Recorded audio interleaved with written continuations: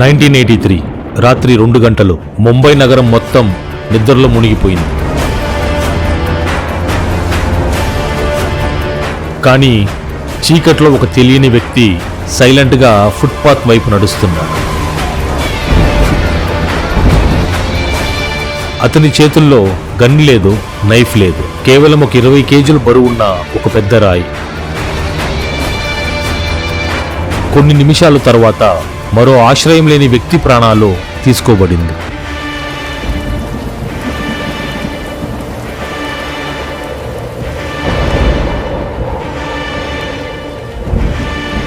India హిస్టరీలో ఇప్పటికీ solve కాని ఒక serial killer mystery.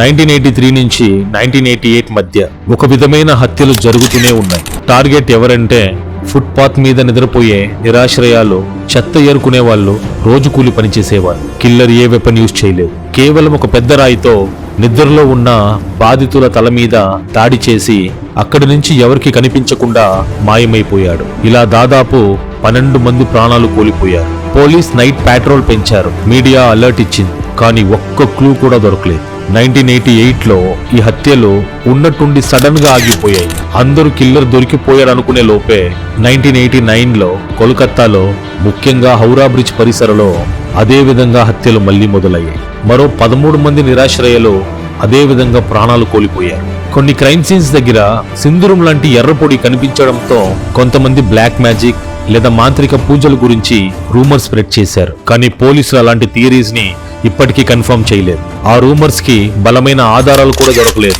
2009లో stone man murders అనే సినిమా రిలీజ్ అయింది. ఆ సినిమాలో ఒక ఫిక్షనల్ ట్విస్ట్ చూపించారు. ఒక సస్పెండెడ్ పోలీస్ ఆఫీసర్ ఇన్వెస్టిగేషన్ చేస్తూ కిల్లర్ పోలీస్ డిపార్ట్మెంట్ లోనే ఉన్న ఆఫీసర్ అని కనిపెట్టినట్టు స్టోరీ ఉంటుంది. తర్వాత ఆ నిజాన్ని రహస్యంగా దాచిపెట్టి కేసుని అన్సాల్వ్డ్ కేసుగా క్లోజ్ చేసినట్టు సినిమా చూపిస్తుంది. కానీ ఇది సినిమా స్టోరీ మాత్రమే. రియల్ లైఫ్ ఇన్వెస్టిగేషన్ లో అలాంటి విషయం ఎప్పుడూ ప్రూవ్ కాలేదు.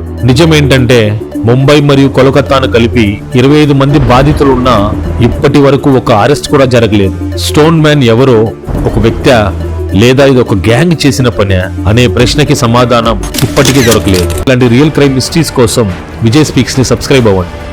అలాగే ఈ వీడియో మీకు నచ్చినట్లయితే ఒక్క లైక్ ఇవ్వండి.